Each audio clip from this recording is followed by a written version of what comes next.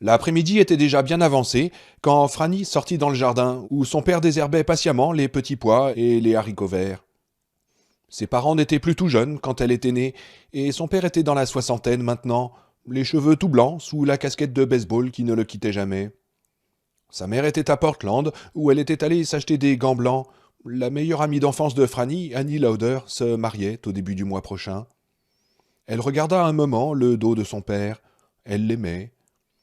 À cette heure de la journée, la lumière avait une qualité particulière qu'elle adorait, quelque chose en dehors du temps qui n'appartenait qu'à ce moment si fugace dans le Maine, le début de l'été. S'il lui arrivait de penser à cette lumière en plein mois de janvier, elle en était complètement chavirée. La lumière d'une fin d'après-midi d'été, quand elle commençait à glisser vers la pénombre, lui faisait penser à tant de choses. Les parties de baseball de l'équipe des Benjamins avec Fred, le melon, les premiers épis de maïs, le thé glacé dans les verres givrés, l'enfance. Franny s'est éclairci la voix. Tu as besoin d'un coup de main? Son père se retourna avec un large sourire. Tiens, Franny, tu me surprends en plein travail? On dirait que oui, dit-elle. Ta mère est-elle rentrée demanda-t-il, en fronçant vaguement les sourcils. Ah non, c'est vrai, elle vient de partir. Naturellement, tu peux m'aider si tu veux. N'oublie pas de te laver après. C'est vrai qu'on reconnaît à ses mains une jeune fille bien élevée, dit Fran d'une voix moqueuse. Peter fit de son mieux pour prendre un air réprobateur.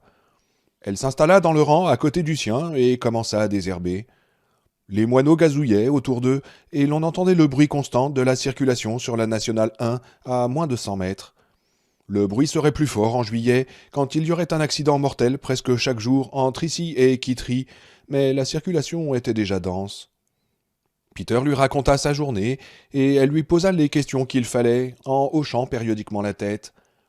Absorbé par son travail, il ne pouvait la voir hocher la tête, mais du coin de l'œil, il voyait parfaitement son ombre. Peter était conducteur de machine chez un gros distributeur de pièces automobiles à Sandford, le plus important au nord de Boston. Il avait 64 ans et s'apprêtait à commencer sa dernière année de travail avant la retraite. Une année qui serait courte d'ailleurs, car il avait droit à 4 semaines de vacances qu'il comptait prendre en septembre, quand les vacanciers seraient rentrés. Il pensait beaucoup à sa retraite. Il essayait de ne pas l'imaginer comme des vacances éternelles, lui expliquait-il. Il avait suffisamment d'amis à la retraite pour savoir que ce n'était pas du tout comme ça. Il ne croyait pas qu'il s'ennuierait autant que Harlan Enders, ni qu'il vivrait pratiquement dans la misère comme les Caron. Ce pauvre Paul n'avait pratiquement jamais manqué une journée de travail, et pourtant sa femme et lui avaient dû vendre leur maison pour s'installer chez leur fille et leur gendre. Peter Goldsmith n'avait jamais cru pouvoir se contenter de la sécurité sociale. Il n'avait jamais fait confiance au système, avant même qu'il ne commence à s'effondrer sous la pression de la récession, de l'inflation et du nombre toujours grandissant des retraités. Les démocrates n'étaient pas nombreux dans le Maine durant les années 30 et 40, racontait-il à sa fille, qui l'écoutait attentivement. Mais son grand-père à elle était du nombre, et sûr et certain que son grand-père avait fait de son père un démocrate. À la glorieuse époque d'Ogunquit, les Goldsmiths étaient devenus des parias, pour ainsi dire. Mais son père avait une maxime aussi solide que la philosophie des républicains les plus endurcis du Maine. Ne fais pas confiance aux princes de ce monde, car ils te baiseront jusqu'à la fin des temps. Franny éclata de rire. Elle aimait quand son père parlait ainsi, ce qui n'arrivait pas souvent, car la femme qui était son épouse aurait été prête à lui brûler la langue avec le venin que la sienne secrétait avec une étonnante abondance. Il ne faut compter que sur toi, continua-t-il, et laisser les princes de ce monde s'entendre comme ils peuvent avec ceux qui les ont élus. La plupart du temps, le résultat n'est pas terrible, mais tant pis. Ils ont ce qu'ils méritent, les uns comme les autres. La vraie solution, c'est l'argent, en bons billets de banque. Will Rogers disait que c'était la terre, parce que c'est la seule chose qu'on ne fabrique plus, mais on peut en dire autant de l'or et de l'argent. Celui qui adore l'argent est un salaud, un type méprisable. Mais celui qui ne s'occupe pas de son argent est un imbécile. On ne peut pas le mépriser, il fait pitié. Franny se demanda s'il pensait au pauvre Paul Caron, son ami, avant même que Franny ne naisse, mais elle préféra ne pas poser la question. De toute façon, elle n'avait pas besoin qu'il lui dise qu'il avait mis assez d'argent de côté quand les temps étaient plus faciles pour les mettre à l'abri du besoin. Ce qu'il lui avait dit, en revanche, c'est qu'elle n'avait jamais été une charge pour eux, même quand les choses étaient devenues plus difficiles, et il était fier de dire à ses amis qu'il avait pu lui payer ses études. Ce que son argent à lui et sa cervelle à elle n'avaient pas pu faire, leur disait-il, elle l'avait fait à la bonne manière de toujours, en baissant le dos et en montrant son cul. Il fallait travailler, et travailler dur, si vous vouliez sortir de la merde. Sa mère ne le comprenait pas toujours. Les choses avaient changé pour les femmes, qu'elles soient d'accord ou pas, et Carla avait du mal à se mettre dans la tête que Franny n'était pas à l'université pour se trouver un mari. Elle voit que Amy Lauder va se marier, dit Peter, et elle pense, ça devrait être le tour de ma Franny. Annie est jolie, d'accord, mais elle ressemble à une vieille soupière à côté de Franny. Ta mère pense toujours comme autrefois, et elle ne changera plus maintenant. Alors, pas étonnant si ça frotte parfois entre vous deux, s'il y a des étincelles de temps en temps. C'est acier contre silex, et c'est comme ça. C'est la faute de personne. Mais tu ne dois pas oublier, Franny, qu'elle est trop vieille pour changer, et toi tu es assez grande maintenant pour le comprendre. Puis il recommença à parler de son travail, de tout et de rien. Un de ses collègues, qui avait failli perdre le pouce sous une presse parce que sa tête était là-bas, dans la salle de billard, tandis que son fichu pouce se trouvait sous la matrice. Heureusement que Lester Crowley l'avait vu et qu'il l'avait poussé à temps. Mais Lester Crowley ne serait pas toujours là. Il soupira, comme s'il se souvenait qu'il n'y serait plus, lui non plus, puis son visage s'éclaira et il se mit à lui parler de sa dernière idée, une antenne de radio dissimulée dans la calandre du capot. Sa voix passait d'un sujet à l'autre, douce et rafraîchissante. Leurs ombres s'allongeaient devant eux dans les rangs. Elle se laissait bercer par cette voix, comme elle l'avait toujours fait. Elle était venue ici lui dire quelque chose, mais depuis sa plus tendre enfance, elle était souvent venue lui parler et n'avait fait que l'écouter. Non pas qu'il l'écrasât. Autant qu'elle sache, il n'en imposait à personne, sauf peut-être à sa mère. Mais il avait un merveilleux talent de conteur. Elle se rendit compte qu'il avait cessé de parler. Assis sur une pierre au bout de son rang, il bourrait sa pipe. « Qu'est-ce que tu as derrière la tête, Franny ?» Elle le regarda sans rien dire, ne sachant trop par où commencer. Elle était venue lui dire quelque chose, mais elle ne savait plus maintenant si elle pouvait le faire. Le silence s'installa entre eux, grandit et finit par devenir un gouffre qu'elle ne put supporter davantage. Elle se jeta à l'eau. « Je suis enceinte, dit-elle. Il arrêta de bourrer sa pipe et leva les yeux pour la regarder. « Enceinte » dit-il, comme s'il n'avait jamais entendu ce mot. « Oh, voyons, Franny, c'est une farce. Tu veux me faire marcher ?»« Non, papa. »« Tu ferais mieux de venir t'asseoir à côté de moi, » dit-il. Obéissante, elle alla jusqu'au bout de son rang et s'assit à côté de lui. Un muret séparait leur jardin d'un terrain vague. Derrière le muret se dressait une haie qui sentait bon, depuis longtemps redevenue aimablement sauvage. Franny sentait le sang battre dans ses tempes. Elle avait un peu mal au cœur. « Tu es sûr ?» demanda-t-il. « Ah oui, j'en suis sûre, » répondit-elle. Puis, sans la moindre trace d'artifice, elle ne put tout simplement s'en empêcher. Elle se mit à pleurer, à brailler, à braire comme un âne. Il la prit par le cou pendant ce qui lui parut être un très long moment, et quand ses sanglots commencèrent à s'éteindre, elle se força à poser la question qui l'inquiétait le plus. « Papa, tu m'aimes encore ?»« Quoi ?» fit-il. Oui, je t'aime toujours, Franny. » Ce qui la fit pleurer à nouveau, mais cette fois il la laissa se débrouiller toute seule pendant qu'il allumait sa pipe. L'odeur du Burkum Reef monta lentement, poussée par un petit vent. « Tu es déçu ?» demanda-t-elle. « Je ne sais pas, » répondit-il. « Je n'ai encore jamais eu de fille enceinte, et je ne sais pas trop comment je dois le prendre. Est-ce que c'est ce Jess ?» Elle fit signe que oui. « Et tu lui as dit ?» Nouveau signe. « Et qu'est-ce qu'il a dit ?»« Qu'il allait se marier, » répondit-elle, « ou payer l'avortement. »« Le mariage ou l'avortement ?» dit Peter Goldsmith en tirant sur sa pipe. « Un vrai pistolet à 2 coups, ton Jess. » Il regarda ses mains, posées à plat sur son jean. Il y avait de la terre dans les petites crevasses des jointures, de la terre sous les ongles. « On reconnaît à ses mains une jeune fille bien élevée, » disait la voix de sa mère. Une jeune fille bien élevée et enceinte. La voix de son père s'élevait à nouveau. « Je ne veux pas être trop indiscret, mais est-ce que tu faisais attention ?»« Je prenais la pilule, » répondit-elle, « mais ça n'a pas marché. »« Alors, personne n'est à blâmer, ou vous l'êtes tous les deux, » dit-il, en la regardant attentivement. « Et je ne peux pas faire ça, Franny, je ne peux pas. À 64 ans, on oublie comment on était à 21. Alors, pas de reproche. » Elle sentit une vague de soulagement s'emparer d'elle. C'est ta mère qui se chargera des reproches, tu peux en être sûr. Je ne vais pas l'en empêcher, mais je ne serai pas de son côté. Tu me comprends ?» Elle hocha la tête. Son père n'essayait plus de s'opposer à sa mère, pas à haute voix. C'est qu'elle avait une langue acide, et quand ils se disputaient, les choses s'envenimaient parfois, lui avait-il dit un jour. Et quand elles s'envenimaient, Carla pouvait fort bien dire n'importe quoi et le regretter trop tard pour réparer le mal. Franny soupçonnait que son père avait dû faire un choix bien des années plus tôt, continuer à s'opposer à elle et finir par divorcer ou renoncer. Il avait choisi de renoncer, mais à ses conditions. « Tu es sûr que tu pourras rester sur la touche, papa » demanda-t-elle doucement. « Tu me demandes de prendre ta défense » fit-il. « Je ne sais pas » répondit-elle. « Alors qu'est-ce que tu vas faire » demanda-t-il. « Avec maman » fit Franny. « Non, avec toi » répondit son père. « Je ne sais pas non plus » dit-elle. « Est-ce que tu vas te marier avec lui » demanda Peter. « Vivre à deux, c'est pas plus cher que vivre tout seul, c'est ce qu'on dit en tout cas. »« Je ne crois pas que je peux, » dit-elle. « J'ai l'impression de ne plus l'aimer si je ne l'ai jamais aimé. »« Et le bébé » demanda-t-il. Sa pipe tirait bien maintenant, et la fumée embaumait l'air de l'été. L'ombre noyait les creux du jardin, et les criquets commençaient à chanter.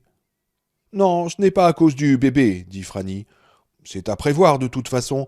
Jess est... » Mais elle s'arrêta, essayant de voir ce qui n'allait pas chez Jess, ce qu'elle oubliait peut-être à cause du bébé, le bébé qui la forçait à prendre une décision, à sortir de l'ombre menaçante de sa mère qui était en train d'acheter des gants pour le mariage de l'ami d'enfance de Franny.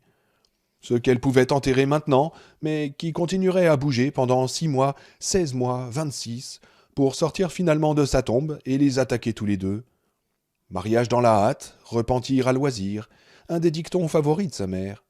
« C'est un faible, reprit-elle, c'est tout ce que je peux dire. »« Et tu ne penses vraiment pas que ça marcherait entre vous » demanda son père.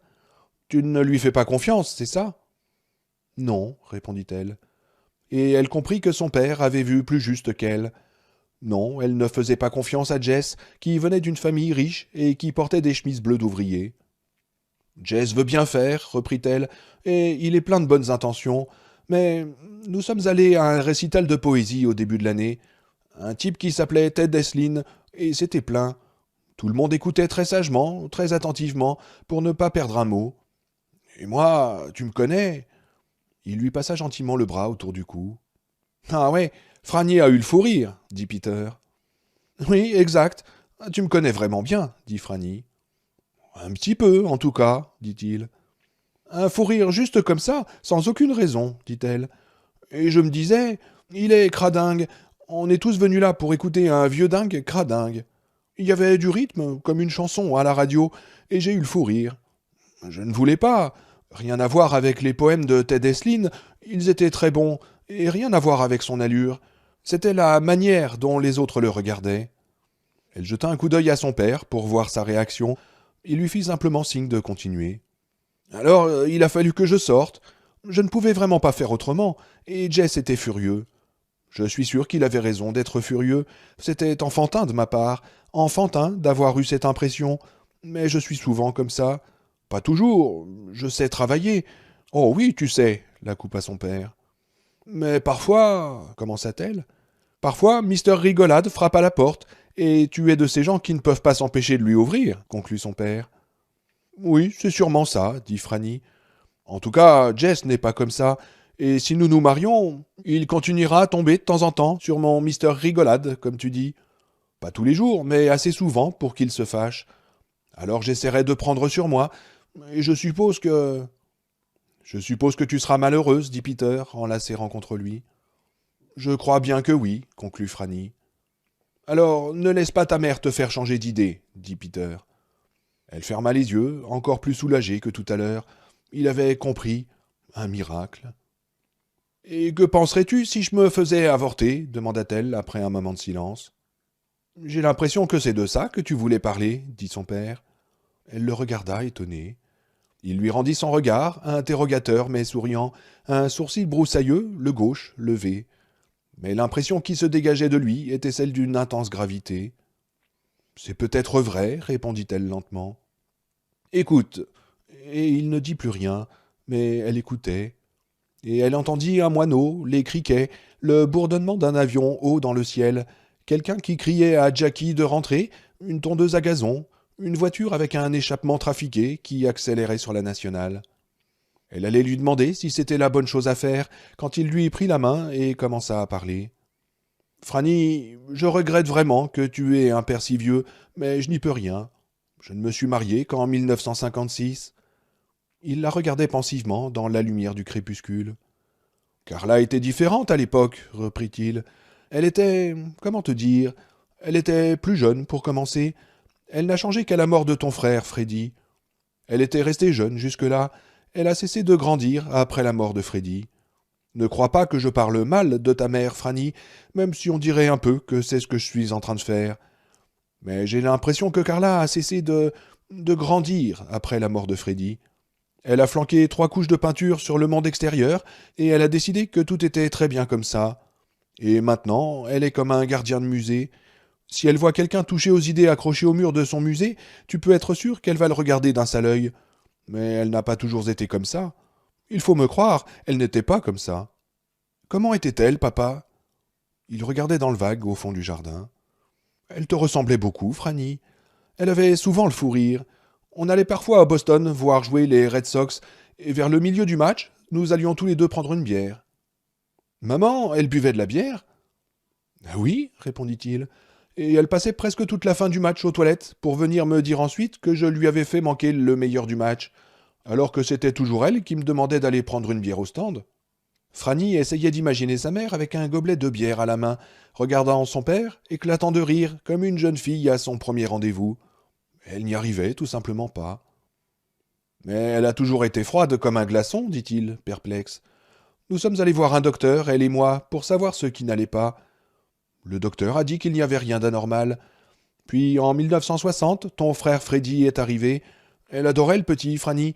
Son père s'appelait Fred, lui aussi, tu sais. Elle a fait une fausse couche en 65, et nous avons cru que c'était fini. Et puis, tu es arrivé en 69. Un mois trop tôt, mais joli comme un cœur, et je t'ai adoré, moi aussi. Nous avions tous les deux le nôtre, mais elle a perdu le sien. Il se tut, songeur. Fred Goldsmith était mort en 1973. Il avait 13 ans, Franny 4.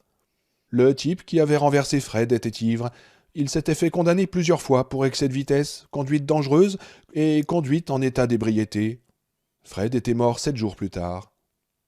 Vois-tu, reprit son père, je pense que l'avortement est un trop joli nom pour ça. Je trouve que c'est de l'infanticide, tout simplement. Désolé d'être si vieux jeu, peut-être, à propos d'une décision que tu dois prendre maintenant, ne serait-ce que parce que la loi dit que tu peux envisager cette solution. Je t'ai dit que j'étais un vieil homme. Mais tu n'es pas vieux, papa, murmura-t-elle. Mais si, répondit-il brusquement, désemparé tout à coup. Je suis un vieil homme qui essaye de donner un conseil à sa fille, comme un singe qui voudrait apprendre à un ours à se tenir à table. Un ivrogne a pris mon fils il y a 17 ans, et ma femme n'a jamais plus été la même depuis. J'ai toujours vu la question de l'avortement en pensant à Fred. On dirait que je suis incapable de faire autrement. Comme toi, tu étais incapable d'arrêter ton fou rire à ce récital de poésie, Franny. Ta mère te donnerait toutes les raisons habituelles. Elle te parlerait de morale, une morale vieille de 2000 ans. Le droit à la vie. Toute notre morale occidentale est fondée là-dessus. J'ai lu les philosophes, je fouille dans leurs livres, comme ta mère fouille dans les étagères des supermarchés. Ta mère est restée abonnée au Reader's Digest, mais c'est moi finalement qui argumente avec mon cœur, et elle avec les codes de morale. Je me rappelle Fred, c'est tout. Il était complètement démoli, aucune chance de s'en sortir. Les cocottes pro-vie brandissent leurs photos de bébés nageant dans l'eau salée, leurs photos de bouts de bras et de jambes sur les tables d'acier inoxydable. Et puis après, la fin d'une vie n'est jamais jolie. Moi, je vois Fred couché sur ce lit pendant 7 jours, enveloppé dans ses bandes comme une momie. La vie ne vaut pas cher, et l'avortement la rend encore moins chère. Je lis plus qu'elle, mais c'est elle qui a les idées plus claires en fin de compte. Ce qu'il faut faire, ce qu'il faut dire, tout ça dépend si souvent de jugements arbitraires. Je n'arrive pas à l'accepter, c'est comme un blocage dans ma gorge, voir que toute véritable logique semble procéder de l'irrationalité ou de la foi. Tu trouves que j'ai les idées passablement embrouillées, non ? Non, mais je ne veux pas me faire avorter, répliqua-t-elle doucement, pour mes raisons à moi. Lesquelles demanda-t-il. Le bébé m'appartient en partie, dit-elle, en relevant un peu le menton. Si c'est de l'ego, je m'en fiche. Et est-ce que tu le feras adopter, Franny demanda Peter. Je ne sais pas, répondit-elle. Mais est-ce que tu as envie de le faire adopter redemanda-t-il. Non, je veux le garder, dit Franny. Il resta silencieux, et elle crut sentir sa désapprobation. Tu penses aux études, c'est ça demanda-t-elle. Non, répondit-il en se levant. Il se massa les reins et grimaça de plaisir quand il entendit sa colonne vertébrale craquer. Je pensais que nous en avions assez parlé pour le moment, et que tu n'as pas besoin de prendre cette décision maintenant. Maman est rentrée, dit Franny. Il suivit son regard et vit la voiture devant l'allée, les chromes qui brillaient sous les derniers rayons de soleil. Carla les aperçut, klaxonna et leur fit un petit salut joyeux. Il va bien falloir que je lui dise, dit Franny. Oui, mais attends un jour ou deux, dit son père. D'accord, répondit-elle. Elle l'aida à ramasser les outils de jardinage, puis ils s'avancèrent tous les deux vers la voiture.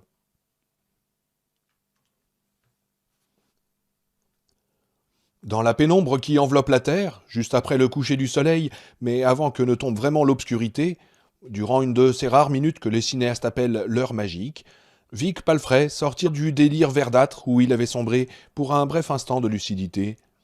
Je suis en train de mourir, pensa-t-il, et les mots résonnèrent étrangement dans sa tête, comme s'il les avait prononcés à haute voix.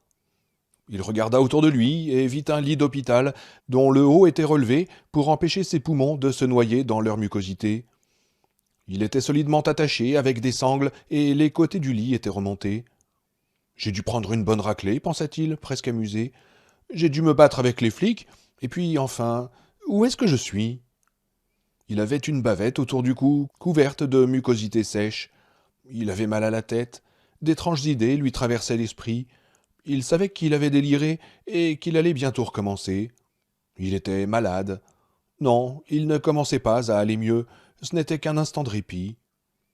Il posa le poignet contre son front et le retira en faisant une grimace, comme s'il avait touché un rond de cuisinière électrique. Pour brûler, il brûlait, et il était plein de tubes. Deux petits tubes transparents lui sortaient du nez, un autre serpentait sous le drap jusqu'à une bouteille posée par terre. Pas besoin d'être Einstein pour savoir où était planté l'autre bout.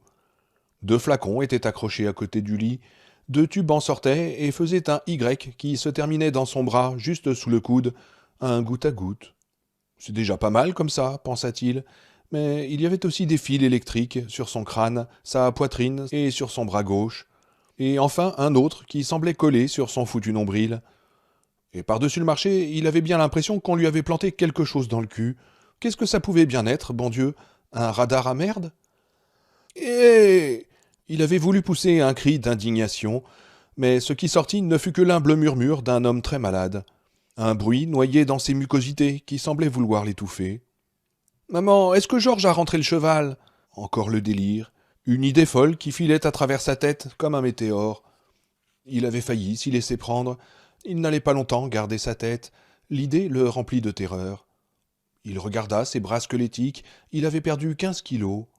Il n'était déjà pas bien gros, et ce machin-là allait le tuer. L'idée qu'il puisse mourir en balbutiant des insanités comme un vieillard sénile le terrifia. Georges est allé voir sa fiancée. Tu rentres à cheval, Vic, et tu lui donnes son avoine, comme un bon garçon. C'est pas mon travail.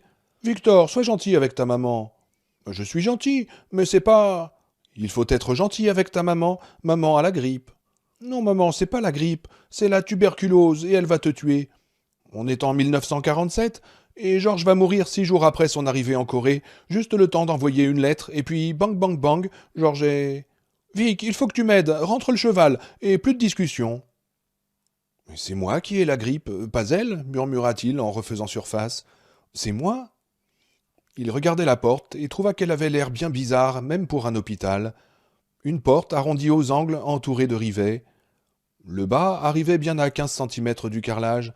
Même un menuisier minable, comme Vic Palfrey, aurait pu... Donne-moi l'album, Vic, tu l'as eu assez longtemps. Maman, il a pris mon album, rends-le-moi. Faire mieux que ça, c'était... acier. Quelque chose alluma une petite lumière dans sa tête, et Vic essaya de s'asseoir pour mieux voir la porte. Oui, c'était ça, c'était bien ça, une porte en acier. Pourquoi se trouvait-il dans un hôpital derrière une porte en acier? Qu'était-il arrivé? Est-ce qu'il était vraiment en train de mourir? Est-ce qu'il ferait mieux de faire ses dernières prières? Mon Dieu, qu'est-ce qui était arrivé? Il essayait désespérément de percer l'épais brouillard gris où il se noyait, mais il n'entendait que des voix lointaines, des voix qu'il ne reconnaissait pas. Et moi, voilà ce que je vous dis. Ils n'ont qu'à dire merde, merde à l'inflation. Ap, tu ferais mieux de couper tes pompes. Ap? Bill Abscombe? Qui c'est? Je connais ce nom. Nom de Dieu. Plus mort que ça, j'ai jamais vu. Donne-moi la main, je vais te tirer de là. Donne-moi l'album, Vic, tu l'as eu. C'est alors que le soleil s'enfonça suffisamment sous l'horizon pour que se déclenche un circuit photoélectrique. La lumière s'alluma dans la chambre de Vic, et il vit une rangée de visages sévères qui l'observaient derrière un double vitrage. Il hurla, pensant d'abord que ces gens étaient ceux qui parlaient tout à l'heure dans sa tête. Une des silhouettes, un homme en blouse blanche de médecin, fit un geste à quelqu'un que Vic ne pouvait pas voir, mais Vic avait déjà surmonté sa frayeur. Il était trop faible pour avoir peur bien longtemps, mais la terreur soudaine qui s'était emparée de lui, avec l'explosion silencieuse de la lumière, et ces visages qui l'observaient, comme un jury de fantômes dans leur blouse blanche, avait chassé les nuages qui l'empêchaient de penser. Il savait maintenant où il était, Atlanta. Atlanta, en Georgie. Ils étaient venus l'emmener, lui, Hap, Norm, la femme de Norm et les enfants de Norm. Ils avaient pris aussi Hank Carmichael, Stu Redman et combien d'autres. Vic avait eu peur et il s'était mis en colère. Bien sûr qu'il avait un rhume, bien sûr qu'il éternuait, mais il n'avait certainement pas le choléra ou ce machin qu'avait attrapé le pauvre Campion et sa famille. Il faisait un peu de fièvre aussi. Et il se souvenait que Norm avait trébuché et qu'il avait fallu l'aider à monter dans l'avion. Sa femme avait peur, elle pleurait. Et le petit Bobby pleurait lui aussi, et il toussait. Une drôle de toux. L'avion s'était posé sur le petit terrain de Bentry, mais pour sortir d'Arnett, ils avaient dû franchir un barrage sur la nationale 93. Des types étaient en train de dérouler des barbelés en plein désert. Un voyant rouge se mit à clignoter au-dessus de la drôle de porte. Une sorte de sifflement, un ronronnement de pompe, puis la porte s'ouvrit. L'homme qui entra portait une énorme combinaison blanche, comme un astronaute. Derrière la visière de son casque, la tête de l'homme ballottait comme un ballon dans une capsule. Il portait des bouteilles d'air comprimé sur le dos, et lorsqu'il parla, sa voix métallique et hachée n'avait pas grand-chose d'une voix humaine. Elle aurait pu sortir d'un de ces jeux électroniques, comme celui qui disait « Essayez encore, astronaute, quand vous manquiez votre coup. »« Comment vous sentez-vous, monsieur Palfrey ?» grésilla la voix. Mais Vic ne put répondre. Vic était reparti dans les vertes profondeurs. C'était sa maman qu'il voyait derrière la visière de la combinaison blanche. Maman était habillée en blanc quand papa les avait emmenés, lui et Georges, pour la voir une dernière fois au sanatorium. Elle était partie au sanatorium pour que les autres dans la famille n'attrapent pas ce qu'elle avait. La tuberculose, ça s'attrapait, et on en mourait.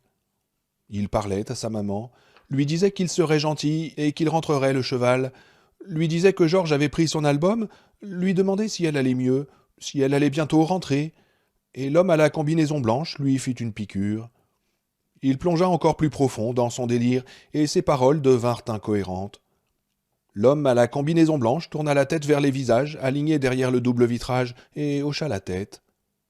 D'un mouvement du menton, il poussa l'interrupteur de l'interphone dans son casque. Si ça ne marche pas, il sera parti avant minuit. Pour Vic Palfrey, l'heure magique était terminée. « Retroussez votre manche, monsieur Redman, dit la jolie infirmière aux cheveux noirs. J'en ai pour 1 minute. Elle tenait le brassard du tensiomètre dans sa main gantée et lui souriait derrière son masque de plastique, comme s'il partageait un secret fort amusant. Non, répondit Stu. Le sourire s'estompa un peu. Je veux seulement prendre votre tension, j'en ai pour 1 minute, dit l'infirmière. Non, répéta Stu. Ce sont les ordres du docteur, dit-elle d'une voix nettement plus sèche. S'il vous plaît. Si ce sont les ordres du docteur, je veux lui parler, dit Stu. Il est occupé en ce moment, s'il vous plaît, insista l'infirmière. Je vais l'attendre, répondit Stu calmement, sans faire le geste de déboutonner le poignet de sa chemise. Je ne fais que mon travail, vous savez, reprit l'infirmière. Vous ne voulez pas m'attirer des ennuis, fit-elle, cette fois avec un sourire désarmant. Allez, laissez-moi. Non, la coupa-t-il. Allez leur dire, ils vont bien finir par envoyer quelqu'un. Contrariée, l'infirmière s'avança vers la porte et glissa une clé carrée dans la serrure. La pompe se mit à ronronner et la porte s'ouvrit en sifflant. L'infirmière sortit.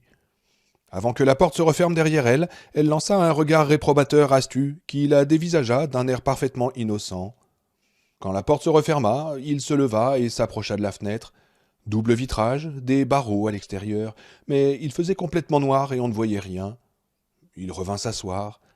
Il portait un jean délavé, une chemise à carreaux et des bottes brunes dont les coutures commençaient à fatiguer. Il passa la main sur son visage et fit la grimace. Il ne l'autorisait pas à se raser, sa barbe poussait vite. Les examens ne le dérangeaient pas. Ce qui le dérangeait, c'est qu'on le laisse dans le noir avec sa peur. Il n'était pas malade, au moins pas encore, mais il avait affreusement peur. C'était l'écran de fumée par ici, et il n'était plus d'accord pour jouer à ce petit jeu, tant qu'on ne lui dirait pas ce qui s'était passé à Arnett et ce que Campion avait à voir là-dedans. Au moins, il saurait alors pourquoi il avait peur.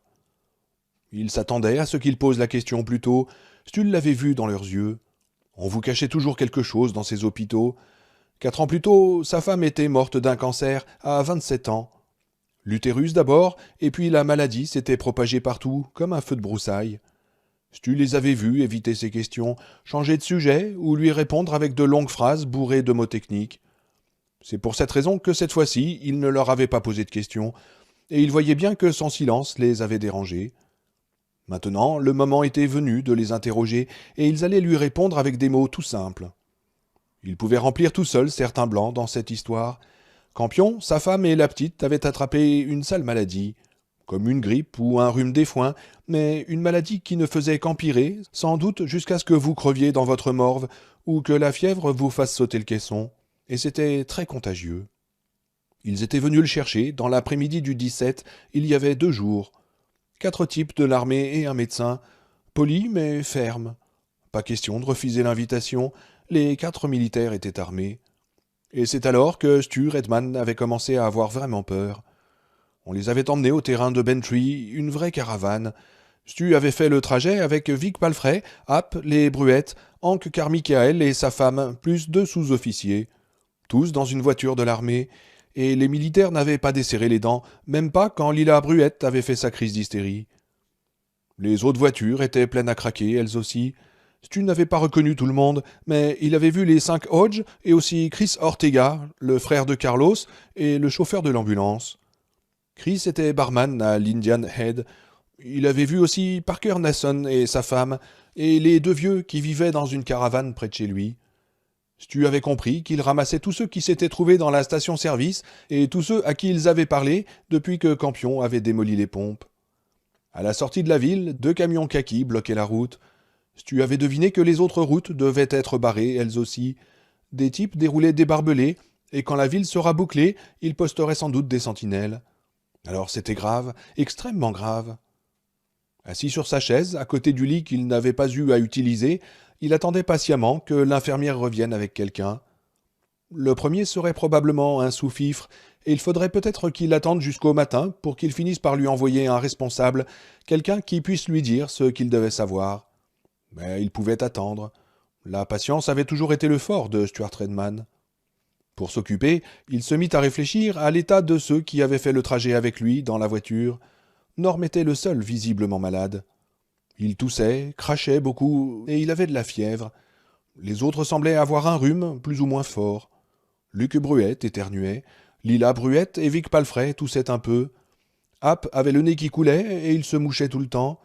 Pas tellement différent du temps où ils étaient à la maternelle, quand au moins les 2 tiers des enfants semblaient avoir attrapé quelque chose. Mais ce qui lui avait fait vraiment peur, peut-être n'était-ce qu'une coïncidence, c'était qu'au moment où ils arrivaient sur le terrain, le chauffeur de l'armée avait lâché 3 éternuements retentissants. Une coïncidence, sans doute. Dans cette région du Texas, le mois de juin n'était pas une époque facile pour les gens qui souffraient d'allergie. Ou peut-être le chauffeur venait-il d'attraper tout bêtement un rhume au lieu de cette merde. Stu voulait le croire, parce que quelque chose qui pouvait s'attraper si rapidement. Et les militaires étaient montés dans l'avion avec eux, muets comme des carpes, sauf pour leur dire où ils allaient. À Atlanta. On leur expliquerait tout là-bas, mensonge éhonté. À part ça, pas un mot. Dans l'avion, App était assis à côté de Stu, et il était passablement bourré. L'appareil de l'armée était plutôt rudimentaire, mais on n'avait pas lésiné sur la bibine ni sur la bouffe. Service de première classe. Naturellement, au lieu d'une mignonne hôtesse, c'était un sergent aussi aimable qu'une porte de prison qui était venu prendre les commandes. Mais à part ça, tout était allé plutôt bien. Même Lila Bruette s'était calmée après 2 verres bien tassés. App était appuyé contre lui, l'inondant d'un chaud brouillard de vapeur de scotch. Drôle de bande qu'ils nous ont donnée pour nous accompagner, pensa-t-il. Tous plus de 50 ans et pas un seul avec une alliance. Militaires de carrière et tous des sous-offs. À peu près une demi-heure avant l'atterrissage, Norm Bruette était tombé dans les pommes et Lila s'était mise à hurler. 2 stewards, style porte de prison, avaient enveloppé Norm dans une couverture et n'avaient pas traîné à lui faire reprendre ses esprits. Lila continuait à hurler. Au bout d'un moment, elle avait renvoyé les 2 cocktails et le sandwich au poulet qu'elle avait avalé. Les 2 stewards, toujours impassibles, avaient tout nettoyé. « Qu'est-ce qui se passe » hurlait Lila. « Qu'est-ce qu'il a, mon mari ? Est-ce qu'on va mourir ? Est-ce que mes ptios vont mourir ?» Elle avait un petiot sous chaque bras, la tête coincée contre sa généreuse poitrine. Luc et Bobby avaient l'air d'avoir peur et d'être plutôt gênés par le chahut qu'elle faisait. « Et pourquoi personne ne répond ? On n'est pas en Amérique, ici ?» Quelqu'un pourrait pas lui fermer sa gueule, avait grommelé Chris Ortega à l'arrière de l'avion. Cette foutue bonne femme est pire qu'un disque rayé dans un jukebox. Un des militaires l'avait forcé à engloutir un verre de lait et Lila l'avait fermé. Elle avait passé le reste du voyage à regarder le paysage par le hublot en chantonnant. Stu se doutait bien qu'on ne lui avait pas mis que du lait dans son verre. Quand ils avaient atterri, 4 énormes Cadillacs les attendaient. Les gens d'Arnett étaient montés dans les 3 premières, leur escorte dans la 4e. Et Stu supposait que ces vieux troufions, qui ne portaient pas d'alliance, et qui n'avaient sans doute pas de famille proche non plus, se trouvaient quelque part ici, dans cet hôpital. Mais le voyant rouge s'alluma au-dessus de la porte. Lorsque le compresseur, ou la pompe, allez savoir ce que c'était, s'arrêta, un homme habillé d'une de ses combinaisons spatiales blanches entra. C'était le docteur Denninger. Il était jeune, il avait les cheveux noirs, le teint mat, les traits fins, la bouche mielleuse. Patty Greer, l'infirmière, me dit que vous lui donnez du fil à retordre, fit le haut-parleur de Denninger, qui avançait en clopinant vers Stu. Elle est très fâchée, vous savez. Il n'y a pourtant pas de quoi, répondit Stu, parfaitement décontracté. Pas facile de paraître décontracté, mais il ne voulait pas montrer à cet homme qu'il avait peur. Ce Denninger avait l'air du genre à bousculer les infirmières, mais à lécher le cul de ses supérieurs. Un type qu'on pouvait mener par le bout du nez s'il avait l'impression que vous étiez le plus fort. Mais s'il flairait la peur chez vous, il vous servirait sa tambouille. Une petite sauce à la « Je suis désolé, mais je ne peux rien vous dire », avec un total mépris pour ces stupides civils qui voulaient en savoir plus qu'il n'était bon pour eux. « Je voudrais savoir quelque chose, dis-tu. »« Je suis désolé, mais... » commença le médecin. « Ah, si vous ne voulez pas que je fasse d'histoire, répondez-moi, le coupa Stu. »« Plus tard, dit le médecin. »« Je peux vous faire la vie difficile, dis Stu. »« Oh, nous savons cela, rétorqua Denninger d'un air maussade. Je ne suis tout simplement pas autorisé à vous dire quoi que ce soit, monsieur Redman, et je ne sais pas grand-chose moi-même. »« Je suppose que vous m'avez fait une analyse de sang, dis Stu. Toutes ces aiguilles, ce n'est quand même pas pour faire du tricot. »« C'est exact, répondit à regret Denninger. »« Alors pourquoi ?»« Encore une fois, monsieur Redman, je ne peux pas vous dire ce que je ne sais pas. » Il avait repris son ton maussade, et Stu avait plutôt tendance à le croire. Ce n'était qu'un petit technicien avec un titre ronflant, et le type n'appréciait pas particulièrement. « J'ai vu qu'on a mis la ville où j'habite en quarantaine, dis Stu. »« Je ne suis pas au courant, dit le toubib. » Mais Denninger tourna les yeux, et cette fois, Stu vit qu'il mentait. « Et pourquoi est-ce que je n'en ai pas entendu parler ?» fit-il en montrant la télévision boulonnée au mur. « Je vous demande pardon, fit Denninger. Eh bien, quand on barre toutes les routes et qu'on met des barbelés autour d'une ville, c'est une nouvelle, je crois. Écoutez, monsieur Redman, si vous laissiez simplement Patty prendre votre tension. »« Non, dit Stu. Si vous voulez me forcer, vous avez intérêt à m'envoyer 2 malabars, et plus encore, si vous voulez, parce que je vais faire des petits trous dans vos jolis petits costumes. Ils n'ont pas l'air si solides, vous savez. » Il fit mine de tirailler la combinaison de Denninger, qui recula aussitôt, manquant de tomber à la renverse. Un croassement terrifié sortit du haut-parleur de son interphone. On s'agitait derrière le double vitrage. « Je suppose que vous pourriez foutre quelque chose dans ce que je mange, pour m'envoyer en l'air, dis-tu. Mais vos analyses ne donneraient plus rien, n'est-ce pas ? » Monsieur Redman, vous n'êtes pas raisonnable, répondit Denninger, qui gardait prudemment ses distances. Votre manque de coopération risque de porter un préjudice considérable à la nation. Est-ce que vous me comprenez? Pas du tout, répondit Stu. Pour le moment, j'ai plutôt l'impression que c'est mon pays qui me porte un préjudice considérable. On m'enferme dans une chambre d'hôpital en Géorgie avec un petit con de docteur de merde qui serait même pas capable de voir par où il chie. Foutez le camp d'ici et envoyez-moi quelqu'un pour me parler, ou alors faites venir vos gorilles. Mais je vais me défendre, vous pouvez en être sûr. Denninger sortit, il resta assis sur sa chaise, parfaitement immobile. L'infirmière ne revint pas. Deux infirmiers ne vinrent pas lui prendre l'attention de force, et maintenant qu'il y pensait, même une petite chose comme prendre l'attention n'était peut-être pas possible si le malade se débattait. Pour le moment, il le laissait mijoter dans son jus. Il se leva pour allumer la télévision, qu'il regarda sans la voir. La peur tambourinait en lui comme un éléphant fou. Depuis 2 jours, il attendait les éternuements, la toux, les mucosités noires qu'il cracherait dans le tiroir de la table de chevet. Et que devenaient les autres, ces gens qu'il avait connus toute sa vie? Était-il aussi en mauvais état que Campion l'autre jour? Il pensa à la morte et à sa petite fille dans la vieille Chevrolette, mais c'était le visage de Lila Bruette qu'il voyait et celui de la petite Cheryl Hodge. La télévision sifflait et craquait. Stu sentait son cœur battre lentement dans sa poitrine. Il entendit le petit bruit d'un purificateur d'air dans la pièce. La peur le rongeait derrière son apparence impassible. Parfois énorme, terrifiante, écrasante, comme un éléphant. Parfois petite, lancinante, mordillant avec des dents pointues, comme un rat. Mais elle ne le lâchait pas. Il attendit 40 heures avant qu'on envoie quelqu'un lui parler. Le 18 juin, 5 heures après avoir parlé à son cousin Bill Abscombe, Joe Bob Brentwood arrêta une voiture sur la route 40 à une quarantaine kilomètres à l'est d'Arnett. Excès de vitesse. Il s'agissait de Harry Trent de Bentry, un agent d'assurance. Il roulait à 105 dans une zone où la vitesse s'était limitée à 90. Joe Bob lui donna une contravention. Trent l'accepta sans broncher, puis entreprit de vendre à Joe une assurance pour sa maison, plus une assurance vie. Joe Bob se sentait bien, il ne pensait pas du tout mourir. Pourtant, il était déjà malade, car il n'avait pas pris que de l'essence à la station-service de Abscombe. Et il donna à Harry Trent beaucoup plus qu'une simple contravention. Harry, un homme sociable, qui aimait son travail, transmit la maladie à plus de 40 personnes ce jour-là et le lendemain. Combien de ces 40 la transmirent à leur tour, impossible à dire. Autant demander combien d'anges peuvent danser sur une tête d'épingle, comme on dit. En comptant 5 par tête de pipe, au bas mot, on arrive quand même à un total de 200. Et selon la même formule, sans doute assez réaliste, ces 200 en infectèrent 1000, ces 1000 5000 de plus, et ces 5000 25 000. Sous le soleil du désert californien, et grâce à l'argent des contribuables, quelqu'un venait de réinventer la réaction en chaîne. Une réaction en chaîne mortelle.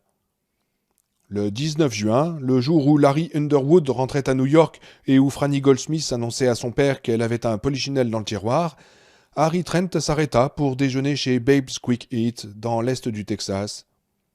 Il y prit un cheeseburger et, comme dessert, une part de la délicieuse tarte aux fraises de Babe.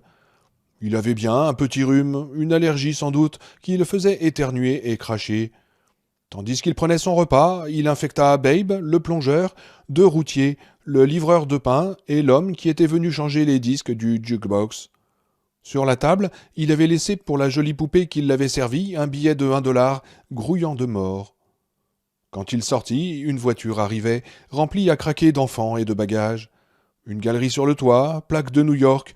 Le conducteur avait baissé sa vitre pour demander à Harry comment rattraper la nationale. Henry avait pris tout son temps pour lui indiquer le chemin, et sans le savoir, il les avait tous condamnés à mort, toute la petite famille.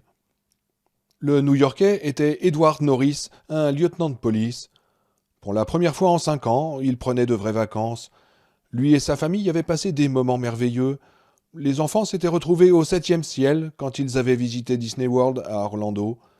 Et ne sachant pas que toute sa famille serait morte avant le 2 juillet, Norris comptait bien dire à ce pauvre con de Steve Carella qu'il était parfaitement possible de partir en voiture avec sa femme et ses enfants et de s'amuser. « Steve, lui dirait-il, tu es peut-être un flic de première bourre, mais un homme qui n'est pas capable de mettre de l'ordre dans sa famille n'est qu'une grosse nouille. » La famille Norris avait mangé quelque chose chez Babe, puis Edward avait suivi les indications admirablement précises de Harry Trent pour reprendre la nationale en direction du nord. Ed et sa femme, Trish, s'émerveillaient de l'amabilité de ces gens du Sud. Les trois petits coloriaient des albums sur la banquette arrière. Va donc savoir, pensait Ed, ce qu'auraient fait les deux petits monstres de Carella. Ils passèrent la nuit dans un motel de Stas, dans l'Oklahoma. Ed et Trish infectèrent la réceptionniste. Les petits, Marsha, Stanley et Hector, infectèrent les enfants qui jouaient sur le terrain de jeu du motel. Des enfants qui se rendaient dans l'ouest du Texas, en Alabama, en Arkansas et au Tennessee. Trish infecta les deux femmes qui lavaient du linge à la laverie automatique 2 rues plus loin. Ed partit chercher un peu de glace à la réception, infecta un type qu'il croisa dans le couloir. Tout le monde se mit de la partie. Aux petites heures du matin, Trish réveilla Ed pour lui dire que Hector, le bébé, était malade. Il avait une mauvaise toux et il avait de la fièvre. Ed grogna un peu et lui dit de donner de l'aspirine au petit.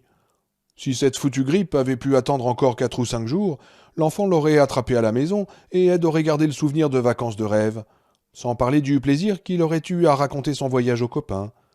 Il entendait derrière la porte la toux du pauvre petit comme des aboiements de chiens de chasse. Trish avait cru que Hector serait un peu mieux au matin, mais à midi, le 20, elle dut bien admettre que ce n'était pas le cas. L'aspirine ne faisait pas baisser la fièvre, le pauvre Hector avait les yeux vitreux. La toux faisait un bruit qui ne lui disait rien de bon, et la respiration de l'enfant paraissait très laborieuse. Pire, Marsha semblait avoir attrapé la même chose, et Trish sentait un vilain petit chatouillis dans le fond de sa gorge qui l'obligeait à tousser, une toux encore si légère qu'elle pouvait l'étouffer dans son mouchoir. « Il faut emmener Hector chez le docteur, dit-elle finalement. Ed s'arrêta à une station-service et consulta la carte qu'il avait fixée avec des trombones sur le pare-soleil de sa voiture. Ils étaient à Hammer Crossing, dans le Kansas. « Je ne sais pas, dit Ed. On va peut-être finir par trouver un docteur qui nous dira où nous adresser. Hammer Crossing, au Kansas. Et il a fallu que le petit tombe malade dans un trou pareil. » Il soupira et se passa la main dans les cheveux. Marsha, qui regardait la carte par-dessus l'épaule de son père, dit alors « Le guide, il dit que Jesse James a cambriolé la banque ici, papa, 2 fois. »« Mais on s'en fout de Jesse James, répondit son père. « Ed, le reprit Trish. « Oh, désolé, dit-il, sans se sentir désolé le moins du monde. » Et il repartit. Après 6 coups de téléphone, et à chaque fois Ed avait eu bien du mal à ne pas exploser, il avait finalement trouvé un médecin à Polliston qui examinerait Hector s'il pouvait le lui amener avant 3 heures. Polliston n'était pas sur la route, 30 kilomètres à l'ouest de Hammer Crossing, mais l'important, c'était Hector. Ed commençait à être très inquiet, il n'avait jamais vu le petit si abattu. À 2 heures de l'après-midi, ils étaient dans la salle d'attente du docteur Brendan Sweeney. Ed avait commencé à éternuer, lui aussi. La salle d'attente était pleine. Quand le médecin les reçut, il était près de 4 heures, et malgré tous les efforts de Trish, Hector paraissait ne pas vouloir se réveiller vraiment. Elle-même se sentait fiévreuse. Stan Norris, 9 ans, était le seul à encore être assez en forme pour donner des signes d'impatience.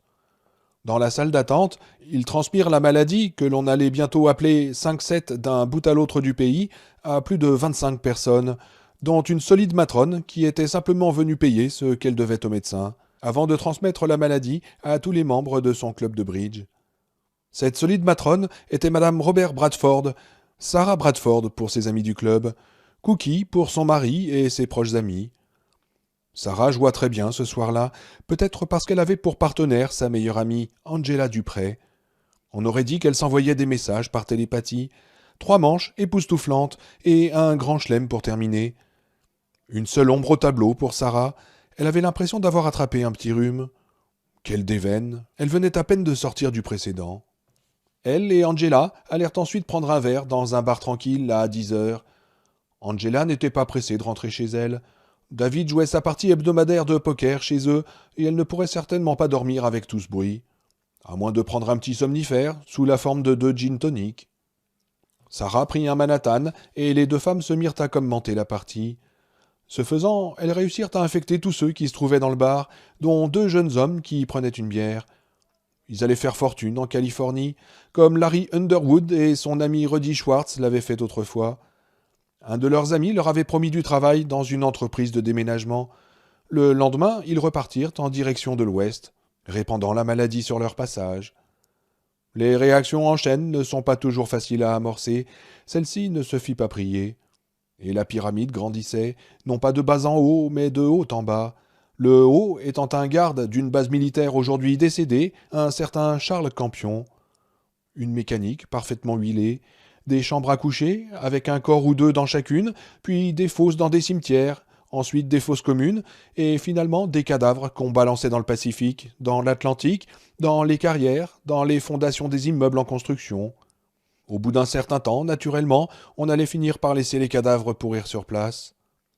Sarah Bradford et Angela Dupré sortirent ensemble reprendre leur voiture, infectant 4 ou 5 personnes sur leur passage, puis s'embrassèrent du bout des lèvres avant de se séparer. Sarah rentra chez elle pour infecter son mari, ses 5 amis qui jouaient au poker avec lui, leur fille Samantha, qui avait bien peur d'avoir attrapé une belle chaude-pisse avec son petit ami. Et c'était vrai. Mais il était également vrai qu'elle n'avait nul lieu de s'en inquiéter. À côté de ce que sa mère venait de lui refiler, une bonne chaude-pisse n'était pas plus grave qu'un peu d'eczéma sur les sourcils. Le lendemain, Samantha allait infecter toute la piscine de Polyston, et ainsi de suite.